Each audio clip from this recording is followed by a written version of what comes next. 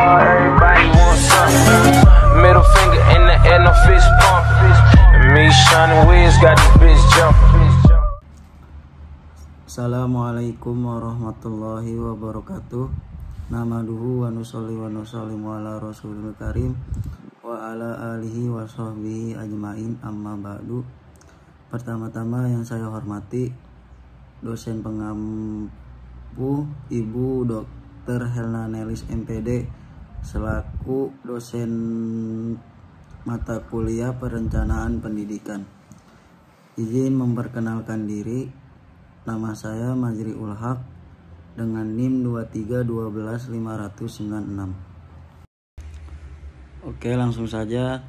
Di sini saya akan membacakan latar belakang dari perencanaan pendidikan.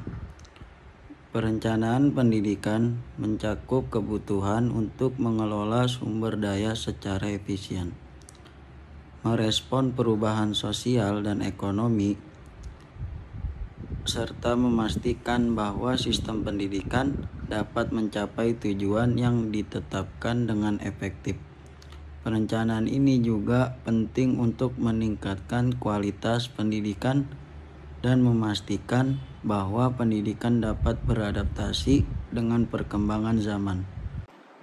Dari latar belakang tersebut muncullah perumusan masalah, yaitu apa yang dimaksud dengan perencanaan tingkat pusat, provinsi, kabupaten atau kota, kecamatan, desa dan kelurahan, dan sekolah. Terus yang kedua, apa perbandingan antara perencanaan nasional, regional, lokal, dan kelembagaan. Terus apa yang dimaksud dengan perencanaan terpadu, komprehensif, dan strategis. Terus apa perbedaan antara perencanaan rasional dan transaksional. Terus yang terakhir yaitu apa yang dimaksud dengan perencanaan strategis dan koordinatif. Jadi pemakalah menunjukkan tujuan masalahnya, yaitu dari rumusan masalah yang di atas, maka tujuan masalahnya adalah sebagai mengetahui dengan perencanaan tingkat pusat, provinsi, kabupaten atau kota, kecamatan, desa dan kelurahan, dan sekolahan juga. Terus mengetahui perbandingan perencanaan nasional, regional, lokal, dan kelembagaan. Terus mengetahui perencanaan terpadu, komprehensif, dan strategis. Terus mengetahui perbedaan perencanaan rasional dan transaksional. Yang terakhir yaitu mengetahui perencanaan strategis dan koordinatif. Langsung masuk ke pembahasan yang pertama, yaitu A. Perencanaan tingkat provinsi, pusat, kabupaten atau kota, kecamatan, desa atau kelurahan, dan sekolah. Yang pertama yaitu perencanaan tingkat pusat. Perencanaan yang dilaksanakan di tingkat pusat adalah tujuan pendidikan, bahan pelajaran, dan pedoman-pedoman yang akan dilaksanakan di sekolah. Yang kedua, perencanaan tingkat provinsi. Perencanaan pendidikan tingkat provinsi didasarkan pada Undang-Undang Nomor 25 Tahun 2005 dan Undang-Undang Nomor 32 Tahun 2004 tentang pemerintahan daerah. Yang ketiga yaitu perencanaan tingkat kabupaten atau kota. Dalam melakukan perencanaan pendidikan kabupaten atau kota, pertama-tama perlu dilakukan analisis lingkungan strategis untuk mengetahui lingkungan eksternal yang berpengaruh terhadap perencanaan pendidikan kabupaten atau kota. Yang keempat yaitu perencanaan pendidikan tingkat kecamatan. Perencanaan pendidikan tingkat kecamatan adalah proses merancang, mengorganisasi, dan mengimplementasikan program pendidikan yang disesuaikan dengan kebutuhan dan karakteristik masyarakat di suatu kecamatan. Yang kelima, perencanaan pendidikan tingkat kelurahan. Perencanaan pendidikan di tingkat kelurahan merupakan bagian dari upaya untuk meningkatkan kualitas pendidikan di lingkungan yang lebih kecil, yakni kelurahan. Yang terakhir yaitu perencanaan pendidikan tingkat sekolah. Perencanaan pendidikan yang dilakukan pada tingkat sekolah, institut, atau universitas oleh mereka yang ditunjuk dan diberi wewenang untuk melakukan tugas itu. Pembahasan yang kedua yaitu perencanaan nasional, regional, dan kelembagaan. Yang pertama yaitu perencanaan nasional. Perencanaan pendidikan nasional yaitu mencakup seluruh peserta untuk memproses usaha layanan pendidikan yang dilakukan oleh pemerintah pusat yang bertujuan untuk mencapai tujuan pendidikan nasional yang meliputi seluruh jenjang pendidikan dari tingkat dasar sampai perguruan tinggi yang diatur dalam sistem pendidikan nasional melalui Undang-Undang Sistem Pendidikan Nasional. Yang kedua yaitu perencanaan regional. Perencanaan pendidikan regional yaitu perencanaan pendidikan yang dibuat dan diberlakukan dalam wilayah regional tertentu. Misalnya, perencanaan pengembangan layanan pendidikan tingkat provinsi dan kabupaten atau kota yang menyangkut seluruh jenis layanan pendidikan di semua jenjang untuk daerah atau provinsi tertentu. Yang ketiga yaitu perencanaan lokal. Untuk mempertahankan kearifan lokal, maka pemerintah daerah memiliki tanggung jawab yang besar, bukan hanya sekedar mempersiapkan bantuan finansial, namun juga merumuskan langkah teknis yang akan ditempuh. Yang keempat dan yang terakhir itu perencanaan kelembagaan. Perencanaan kelembagaan yaitu perencanaan pendidikan mencakup satu institusi atau lembaga pendidikan tertentu. Misalnya, pembahasan yang ketiga, perencanaan terpadu, komprehensif, dan strategis.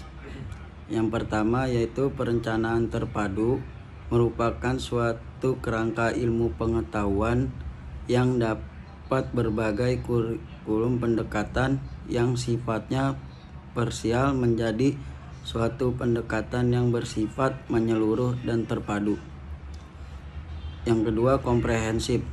Jika perencanaan terpadu lebih fokus pada integrasi antar mata pelajaran, maka perencanaan komprehensif mencakup keseluruhan aspek pendidikan, mulai dari perencanaan kurikulum, pengelolaan kelas, evaluasi pembelajaran, hingga pengembangan profesional guru. Yang ketiga, perencanaan strategis. Proses perencanaan seharusnya bersifat luas, yang berorientasi pada masalah strategis dan tidak menjadi suatu pendekatan yang standar dan kaku, yang kadang menjadi birokratis dan menghambur waktu yang mahal harganya. Pembahasan yang keempat, D. Perencanaan rasional dan transaksional. 1. Perencanaan rasional adalah pendekatan sistematis dan logis dalam merancang perencanaan yang mengutamakan analisis menyeluruh dan pengambilan keputusan berdasarkan data dan fakta. Pendekatan ini berfokus pada pencapaian tujuan secara efisien dan efektif melalui proses yang terencana dengan baik. Yang kedua, Perencanaan transaksional adalah pendekatan yang lebih fleksibel dan adaptif, seringkali berfokus pada interaksi dan negosiasi antara pihak-pihak yang terlibat dalam perencanaan. Pendekatan ini menekankan pada pencapaian konsensus dan penyesuaian rencana sesuai dengan dinamika situasi. Pembahasan yang kelima. Perencanaan strategis dan koordinatif. Yang pertama yaitu strategis. Perencanaan strategis dapat dikatakan sebagai perencanaan jangka waktu panjang. Perencanaan strategis dapat dikaitkan dengan adanya beberapa jenis perencanaan lainnya, digunakan untuk menggambarkan ruang lingkup rencana yang lebih umum. Konsep perencanaan strategis bisa dilakukan pada perencanaan pendidikan. Terus yang kedua yaitu koordinatif. Perencanaan koordinatif yaitu perencanaan yang harus menetapkan arah tujuan pelaksanaan sehingga yang ditetapkan dari hasil tersebut tercapai secara efektif dan efisien. Poin dan aspek perencanaan pendidikan mencakup berbagai aspek diantaranya yaitu tujuan pendidikan, menetapkan visi dan misi yang jelas, serta tujuan jangka pendek dan jangka panjang, yaitu kurikulum mengembangkan kurikulum yang relevan dan responsif terhadap kebutuhan siswa dan masyarakat. Sumber daya, yaitu mengidentifikasi dan mengalokasikan sumber daya seperti tenaga pengajar, fasilitas, dan teknologi evaluasi dan penilaian. Merancang sistem evaluasi untuk mengukur kemajuan dan efektivitas program pendidikan. Terus inklusi dan aksesibilitas, yaitu memastikan bahwa pendidikan dapat diakses oleh semua kelompok, termasuk yang berkebutuhan khusus. Tantangan menghadapi isu-isu seperti anggaran.